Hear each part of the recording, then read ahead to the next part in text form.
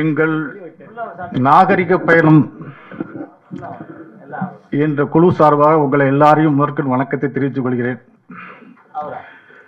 இந்த படம் ஒரு நாட்டுக்கு தேவை உள்ள படம். ஏன்னு கேட்டால் இன்னைக்கு பொருளாதாரம் நம்மகிட்ட போயிட்டே இருக்குது, பெருசாகிட்டே இருக்குது.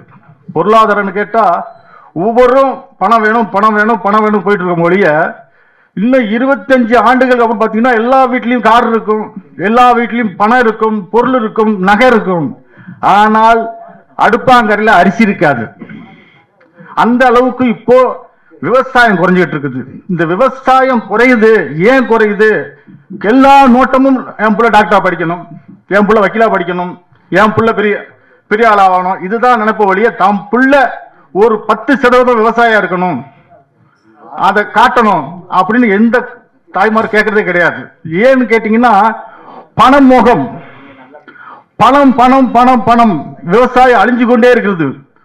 பாருங்க, ஒவ்வொரு மேல்நாடுலாம் பாருங்க, விவசாயத்துக்கு தான் முக்கியத்துவம், விவசாயத்துக்கு தான் முக்கியத்துவமே கொடுத்துட்டு இருக்கிறாங்க. ஏன்னா பின்னாடி நம் பிள்ளைவோ பின்காலத்தில் பசி பட்டினி வரக்கூடாது. அதுக்காக நாகரிக பயணம் சொல்லிட்டு ஒரு இளைஞர் தாஸ் என்ற டைரக்டர் சார் இந்த கதையை சொன்னார். சார், விவசாயத்தை பத்தி ஒரு படம் எடுக்கணும் சார், அது கொஞ்சம் பண்ணணும் அப்படின்னாரு. எனக்கு பெருமையா இருந்துச்சு. சரி, விவசாயத்தை பண்றதுக்கு இந்த காலத்துல ஒரு இளைஞர் வராங்கன்னா அது பெருமைக்கூடிய விஷயம். ஏன்னு கேட்டா நான் இருக்கும்போது இந்த சினி ஃபீல்டுக்கு வர்றதுக்கு 42 வருஷம் ஆச்சு. நான் சினி ஃபீல்டுக்கு வர்றதுன்னா கலை உலகம்ன்றது எனக்கு உயிர். நான் வந்து ஒரு சிறு வயசுல 8 வயசு இருக்கும் போதே நாடகத்தில் நடிச்சேன். 16 வயசுல நாடகம் எழுதினேன். அதுக்கப்புறம் புதுவையிலே ஒரு நாடக குழுவோடு சேர்ந்து நான் பணியாற்றி இருந்தேன். அப்போ அந்த குழுவுடைய எழுத்தாளர் வந்து ஒரு அமைதி என்ற ஒரு நாடகம் போட்டு வந்தார் புதுவையில கம்பன் கலையரங்கத்தில். பெரிய நாடகம். அதில் வந்து கோவை மணி, ஜெய்கினஸ் சார், மலேசியா சார் இதெல்லாம் வந்திருந்தாங்க. வரும்போது என்னோட ஆக்டிங் கொஞ்சம் பார்த்தாங்க, நல்லா இருந்துச்சு. உடனே சென்னைக்கு வர சொன்னாங்க. நான் சென்னைக்கு போகிறதுக்கு பொருளாதாரம் கிடையாதுன்ட்டு, நான் ஒரு கூலி தொழிலாளி, ஒரு சுகர் மில்லில் ஒர்க் பண்ணிக்கிட்டு இருக்கிறேன். சென்னைக்கு வரணுங்க. அப்போ வந்து சொன்னாங்க, நாங்கள் ஒரு பிளாட் எடுக்கிறோம் போய் சென்னையில் KK நகரில், அப்போ நீ வா அப்படின்னாங்க. நான் அப்போ வந்து புது வசந்த படம் இருக்குது, படம் எடுத்து அப்படியே இருக்குது. கலா பிளாட் நம்பர் 15, அதில் விக்ரம் சார் இருக்காரு. 14வது நம்பரில் வந்து நாங்கள் இருக்கிறோம். அவங்க இருக்கிறாங்க, நான் போகிறேன். நான் போகும்போது விக்ரம் சார் ரூமு தெரிஞ்சிச்சு எனக்கு. விக்ரம் சார் போகிறது வரதெல்லாம் தெரிஞ்சிச்சு. அப்போ அவரோ கூட வந்து லட்சுமி இருந்தாப்புல. அந்த காலத்தில், அந்த நேரத்தில் ஒரு 40 வருஷத்துக்கு முன்னாடி லட்சுமி இருந்தார். லட்சுமின்னு எனக்கு ஒரு தொடர்பு, 2 வயசுனால ஒரு தொடர்பு இருந்துச்சு. நான் கேட்டிருந்தேன், எனக்கு பட சான்ஸ் கிடைக்குமா அப்படின்னா. லட்சுமினுக்கு என்ன ஒரு மனசு கஷ்டம்னா, சினிமா என்பது ஒரு சாதாரண பாதை அல்ல, கடக்க முடியாத பாதை. அது யாருக்கிட்ட யாரும் சீக்கிரம் கடக்க முடியாது. நான் அந்த அளவுக்கு 42 ஆண்டுகள் கஷ்டப்பட்டிருக்கிறேன்.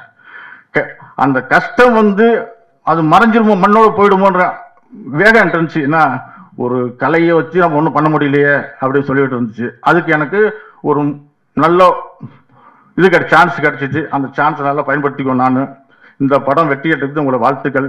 உங்கள் அனைவருக்கும் எனது முதற்கண் வணக்கத்தை தெரிவித்துக் கொள்கிறேன். இங்கு ஒரு அதிசயமான விழாவாக இது எனக்கு அமைந்து விட்டது. தாஸ் டைரக்டர், அவரை பொறுத்த மட்டும் முதல்ல நான் சொல்ல வேண்டிய கடமை இருக்குது, அதை சொல்லிடுறேன். அதுக்கப்புறம் நான் சொல்ல வேண்டிய அதிசய நிகழ்ச்சியை சொல்கிறேன். தாஸ், நான் இசையமைப்பாளர் தேனிசை தென்றல் அண்ணன் தேவானன்ட்ட பணியாற்றும் போது தேவானனுக்கும் உதவியாளராக இருந்தவர், சபேஷ் முரளி சாருக்கும் உதவியாளராக இருந்தவர், ஸ்ரீகாந்த் தேவாவுக்கும் உதவியாளராக இருந்தவர். ரொம்ப அந்த பேர் பெற்றவர், பாக்கியம் பெற்றவர். அது தவிர நல்ல ரசிகன். அவர் தான் வந்து கலைஞனாக முடியும்னு சொல்லுவாங்க.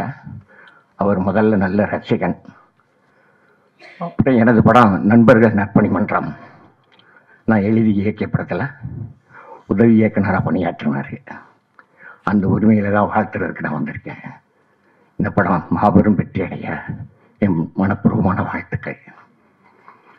இந்த படத்தின் இந்த விழாவின் நாயகனாக கருதப்படும் இசையமைப்பாளர் திரு திவாகர் அவர்கள், ஏற்கனவே அவருடன் நான் பல படங்களில் பணியாற்றக்கூடிய வாய்ப்புகள் எனக்கு கிடைத்திருக்கிறது. இந்த பாடல்களை எல்லாம் கேட்ட பொழுது மிகவும் அற்புதமான இசையில் பாடல்களை தம்பி தாசே எழுதியிருக்கிறார். மிகவும் அற்புதமாக இருக்கிறது, நன்றாக இருக்கிறது. இது மாபெரும் வெற்றியடைய வாழ்த்துக்கள். இங்கு ஒரு அதிசய நிகழ்ச்சி என்று சொன்னதுக்கு காரணம், தயாரிப்பாளர் விக்ரமன் சாரினுடைய புது வசந்தம் படத்தில் ஒர்க் பண்ணுவதற்காக முயற்சி செய்த அதே காலகட்டத்தில் அப்பொழுது ரிலீஸ் ஆனது தான் என்னுடைய முதல் படம் வைகாசி பரணாச்சி, 1990. அந்த நேரத்தில் விக்ரமன் சாரும் மணிகண்டன் சாரினுடைய குழுவத்தில் எனக்கு சீனியர் அசிஸ்டன்ட் டாக்டராக பணியாற்றியவர்.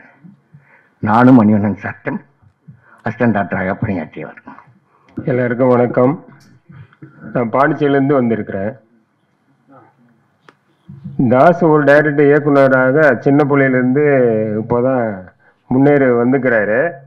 அதுக்கு நாம் அதிகமாக வாய்ப்பு கொடுத்து பெரியவங்களாம் உட்காந்துக்கிறாங்க. அவங்க ஆசீர்வாதம் எப்பயுமே இருக்க வேண்டும் என்று கேட்டுக்கொள்கிறேன். நாகரிக பயணன்றது ஒரு கிராமத்து படம் தான், அதிகமாக ஒன்றும் இல்லை. அந்த கிராமத்து படத்தில் என்னென்ன விவசாயம் இருக்குது, மக்கள் தொடர்பு, ஒரு அன்பு ஆதரவு, இதெல்லாம் இருக்குது. நீங்கள் பத்திரிகை நிருபர்களும் இதெல்லாம் நியூஸ் கொண்டு போய் கொஞ்சம் பெரிய லெவலாக உங்கள் கையில் தான் இருக்குது. டைரக்டரு ஒரு சின்ன டைரக்டர் தான். மற்றவங்க பெரியவங்களாம் வந்தீங்கன்னா அவங்களும் ஊக்குவிக்கு தான் இப்போ பேசி நிற்கிறாங்க. ஒரு சின்ன கதை சொல்லிடுங்க, ஒரு செகண்டு தான். ஒரு கலை